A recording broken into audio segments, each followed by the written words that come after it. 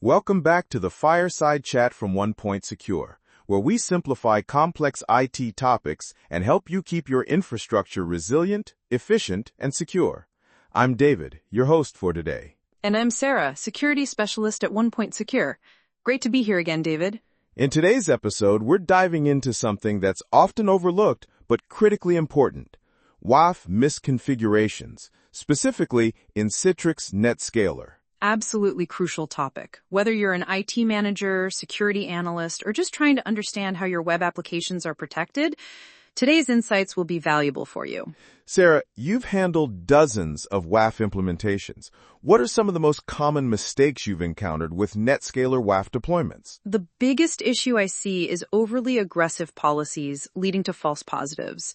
Many admins deploy default or extremely strict rules, and suddenly legitimate traffic gets blocked, especially post requests or API calls. So the application appears broken, but it's actually just the WAF being too restrictive. Exactly. Users get error pages, business processes fail, and the security team gets blamed for breaking the application. It's a common scenario we help clients resolve.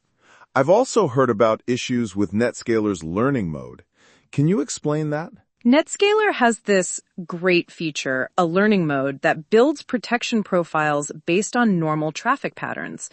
The problem is when admins don't properly review and tune those suggestions, you either end up with weak protections or a WAF that's learned from traffic that includes bad patterns. That makes perfect sense. It's like teaching a guard dog using the wrong training techniques. Perfect analogy. Another critical mistake is skipping signature updates. Citrix provides regular updates for known threats, and if these aren't applied, your WAF becomes blind to new attack vectors. So it's like having antivirus software but never updating it. Precisely. And speaking of overlooked features, many admins think WAFs only handle web requests, completely ignoring bot traffic management. And that's a feature NetScaler WAF offers, right? Yes, not using this feature leaves your site vulnerable to scraping, credential stuffing, and automated attacks. We've seen cases where sites were being hammered by bots, but the security team was only focused on traditional web attacks. What about the way teams handle exceptions? I imagine there are some shortcuts taken there too. Oh, that's a big one. Instead of properly fixing a rule that's causing issues, some teams just whitelist an entire path or disable the WAF for a whole section. It's like removing your seatbelt because it's too tight, dangerous, and frankly, lazy. That's a powerful comparison.